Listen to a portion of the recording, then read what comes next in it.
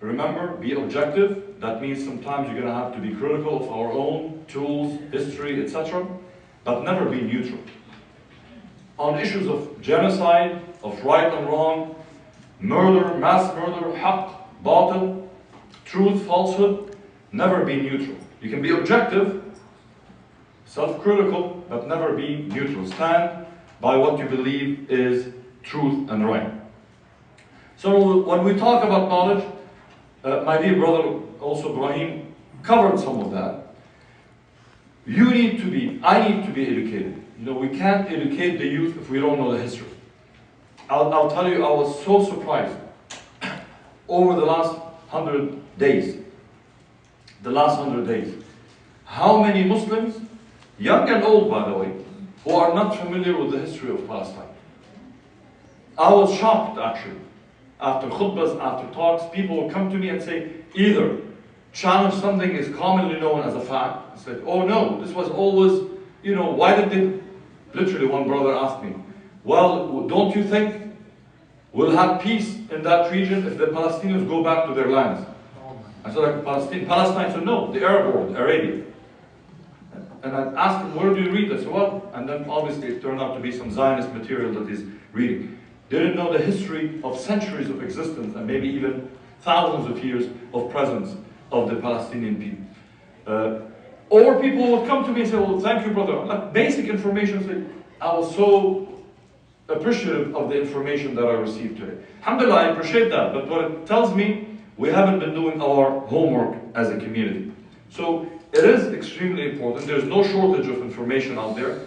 Build it, learn it. You know, we need to know simple things. What is the Nakba? Who started it? Why did it start? Why is it called Nakba? How it impacted the dispossession of the Palestinian people? Because all of that is important. Why? Because Zionists like us to forget history. And they would like us to restart history when it's convenient. You know, when is history for the Zionists today? When does history of Palestine start? October 7th. October 7th. There's no history before that. Nothing existed. Palestine and Gaza was a Hawaii resort. Everybody was living in peace, honey and milk. And suddenly these crazy, barbaric savages called Palestinians decided to go and cross the border. And right, that's the history they tell us. And people buy into it. But we as Muslims should know better so we can be voices that can challenge these false narratives that aim at dehumanizing Palestinians in order to justify everything that happened after that, including the genocide. It is also important to know the history of who lived there. I think Dr. Safa talked about it a little bit, and Ibrahim talked about it actually, specifically, that Palestine, Muslims who don't claim Palestine only belongs to Muslims. If anybody says that, they have no clue about the history of Palestine. We recognize a Jewish history in Palestine, a Christian heritage and history in Palestine, a Muslim history in Palestine, a pre-Islamic history in Palestine. Muslims never arrived to an area to wipe its history.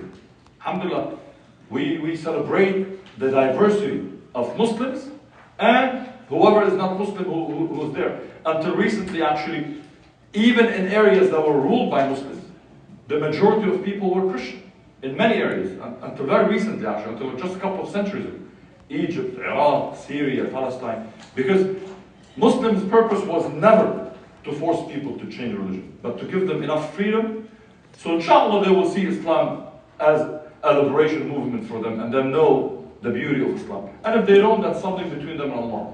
Our goal is to create the environment and the climate to know that. So we don't deny the fact that Jews had a history in there. We don't deny that there is a history of Judaism. The prophets claimed also by Muslims, Christians, and Jews who lived there. That is important. What we talk about is nobody has the right, based on that claim, to wipe out another people. I can't come back from Poland after living there for 2,000 years in Germany or in Russia and say, well, 2,000 years ago, my ancestors lived in there, so I have the right to force you out and ethnically cleanse you because you don't belong there. That's our argument. These are important, small points to make, but they make all the difference. And I'll mention a little bit why.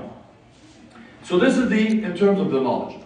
In terms of the articulation, dealing with the myth, the lies, the false narrative. Very quick things. I mean, before we even talk about that, maybe touching on the issue of values, in addition to everything that was mentioned earlier, we remind our people that when we talk about any issue, it is an act of ibadah, especially when we're talking about injustice, when we're talking about the right of human people. It is an act of ibadah, something we do for the sake of Allah subhanahu wa ta'ala. Everything a Muslim does is for the sake of Allah subhanahu wa ta'ala. And it has to be done in a way that pleases Allah subhanahu wa ta'ala. To some colleges, and I see anger takes the best of us. No, we shouldn't. We shouldn't treat others the way they treat us. We treat others based on our values. Others are not our teachers, as Umar Mukhtar rahimahullah said when people were talking about punishing prisoners of war. So that's what they do to us, we should kill theirs. So well, they are not our teachers, and that is a good reminder all the time. Our uswa hasana, our example, our role model is Muhammad sallallahu alayhi wa sallam. So I know it sounds like theory, but no, that is very important. Because our goal is to win hearts and minds. Sometimes it's okay to lose an argument. You're arguing with somebody who's ignorant. Don't get down and stoop down to their level, because remember who's around you. You might lose that person, it's okay. You lose that argument at that moment because you're refusing to call names the way they call names. They use bigotry. They can tell the difference from the way we articulate ourselves, alhamdulillah. And we need to do that. Wisdom, knowledge, calmness, self-respect, and respect towards others. So, few items that I want to make sure you put in when you're teaching, in addition to anything from history, from knowledge. So some of the myths that are important. Number one, this is not a religious conflict. Let's make sure that's clear. Everything requires Islamic values. So that's different, right? Like, I'm not saying don't use Islamic values, but this is not a war between Muslims and Jews, or Muslims and Christians. No, it is not. It is a conflict that requires our Islamic values. So what I'm saying is, it's a political conflict. Why is that? Let me ask you, what is upsetting you when you watch what's happening in Gaza? The acts themselves, or who's doing the acts? The acts.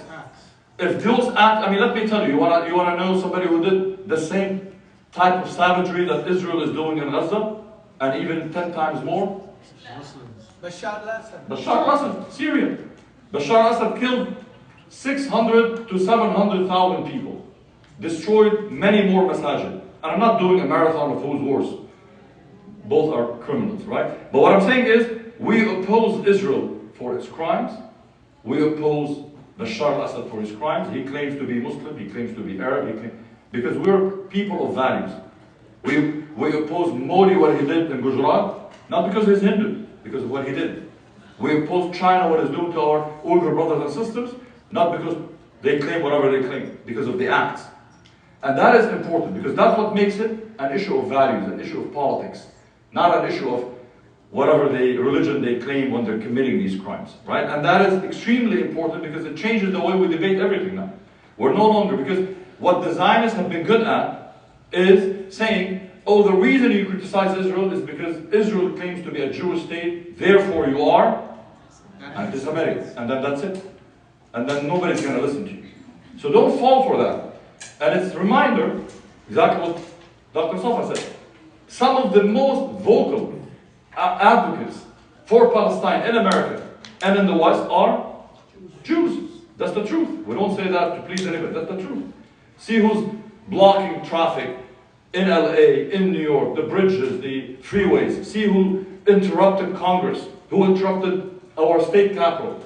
It's Jewish Voice for Peace. Not in, if not now, the Jewish groups. So we give credit where credit is due, alhamdulillah. They're not the only ones, alhamdulillah. Muslims are involved, Christians are involved, but some of the most vocal and best organized effort has been by them. Why is that important? Because we take it that this is a universal issue. This is an issue of humanity.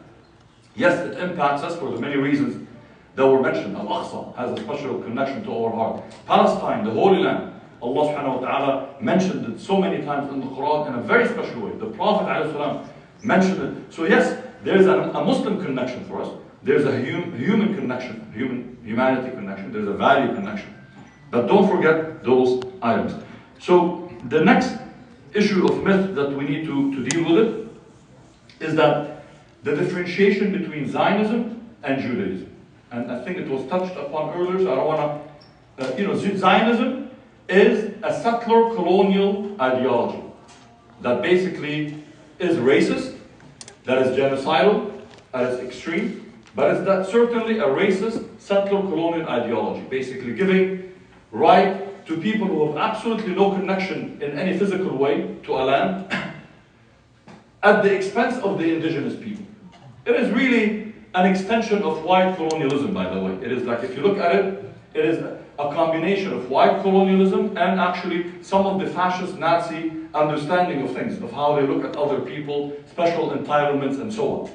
Does it mean that every Zionist is Nazi or racist? No, probably some people follow it because they studied it at a school or they read a book. But what it is, at core, it is a settler colonial ideology, and it has to be addressed this way. It's not, Zionism is not equivalent to Judaism. Judaism is a religion. Oh, okay, we'll go faster, inshallah. So, quick things, inshallah. When we talk about, when we're dealing with things, I talk about the history. Because Israel tries to make history start when it's convenient. So they say, Hamas, unprovoked attacks. Why? Never let them control the narrative. Talk about 75 years. Never forget that number. Now it's 76. 76 years of dispossession of the Palestinians. Occupation, apartheid, checkpoints, murder. Why do we remind this? Because what the case we're making is there is a context, and context matters. People don't just wake up hating another people. People wake up and hate their occupiers, no matter what their occupier is. Because they say, oh, Palestinians are hateful. Look at their curriculum. They hate Israel. And what do you think they're going to write in their books? They're going to be praising their oppressors? Show me one nation that has been oppressed by another that praises it. Nobody does that. That's not human nature. Actually, if you praise your occupier and your oppressor, there's something wrong with you. It is not because Palestinians are hateful. It is because Palestinians are reacting to those who have oppressed them and taken their rights. Quick things also. When we talk about international law, the constant reminder is Israel has the right to defend itself against Palestinians. And I'm not just talking about now, I'm talking about the last 75 years. Israel, as an occupier under international law, has no right to self-defense against the people it occupies. This is not about liking Israel or not liking Israel. This is international law. So why do I say that? Because we should not shy away from saying Palestinians have international law and moral right to self-defense, to resist, basically. This is not a political statement. This is the truth. Under international law, morally, ethically, you name it, any nation under occupation has the right to resist. Now, does it mean we, as American Muslims, all the way here, can decide who is the right resistance, who is not, what tool is? No, we're not. We're far away. But we're talking about a value, and that value is important to be mentioned, that Palestinians have the right to resist their occupier. Also, notice to teach our youth to differentiate in the language of passive versus active. Notice when you read the news, we always know who killed an Israeli, right? Hamas, Fatah, PLO, Palestinians went and killed them. Palestinians are always dying, right? We don't know. Suddenly, heart attack maybe. Some aliens came in. 60 Palestinians in Khan Yunis died. Like, what happened? Is there some disease happening? We don't know. It's always in the passive. It is all intentional. Teach our youth to also be critical in how we read news. So when we speak, we don't use the same mistake. We know who killed the Palestinians. It's called the Israeli Occupation Forces. Sometimes they refer to it as the IDF, Defense Forces. Nothing defensive about what they do. So that is important, inshallah. I promise you I'll finish very quickly, inshallah. Language is important in terms of how Palestinians are dehumanized. Notice the first few days what happened after October 7th, and then until today is being repeated. What are the two biggest things they are repeated about the Palestinians? Decapitation of babies, Israeli babies, burning them in the ovens, and gang rape and mass rape of Horrific things. We wouldn't even wish that on the worst of enemies, let alone on innocent people and so on. But the truth is, Israeli investigations have shown that that is not true. Israel, not Palestine, and our genocide Joe president repeated the same line. Now you ask yourself, why do they do that? It is about dehumanizing the Palestinians. This is exactly what the Nazis did about Jews.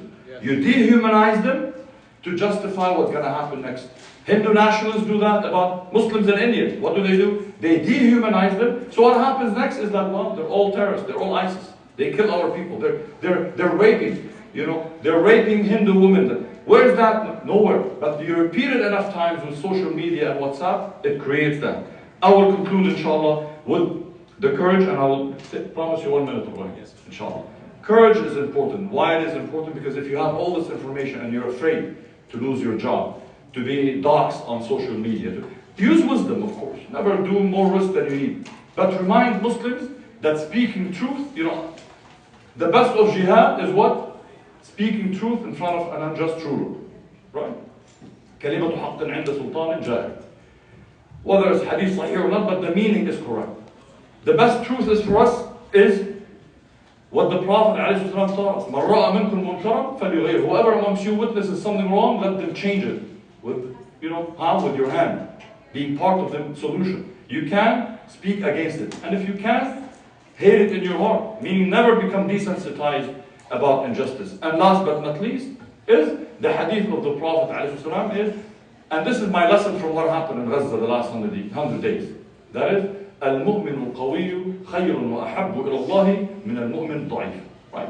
وفي كل خير. The believer who's strong is better and more beloved by Allah subhanahu wa ta'ala than the weak believer. Although there's goodness in all, because a mu'min, right? But why is that important? Because we've learned it doesn't matter how much on the side of truth and justice you are. We live in a world that only respects power. That's it. It doesn't respect truth. It doesn't respect justice. It doesn't respect human rights.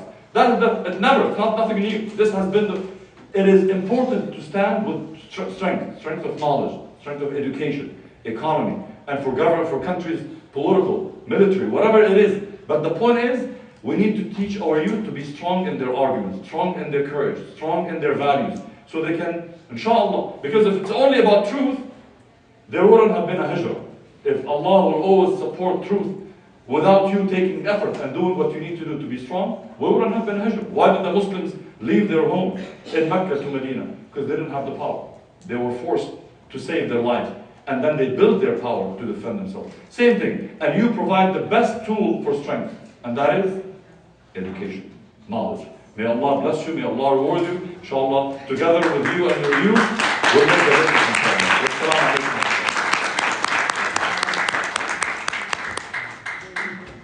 Jazakallah khair. Beautiful reminder that if we do our job right, then we will equip our kids, our students, to identify what's wrong in Syria, what's wrong in Sudan, what's wrong in China, articulate, speak up, take a stand, have the courage. This could be the beginning of something great, inshallah, and something that's not reactive, because Muslims, we tend to be very reactive sometimes. But this is more long-term. It's meant to lay the foundation for something more long-term, inshallah, and not just react to the events that are happening. This is the beginning. Let Palestine be the beginning, but it certainly could branch out to include all Muslims around the world, inshallah. Last but not least, inshallah, Sister Amina, please welcome Sister Amina to the stand.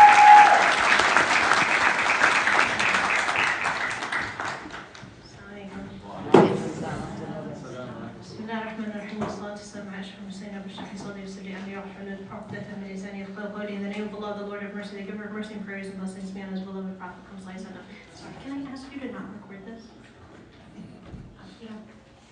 Oh, okay. I really appreciate you. I tend to overshare in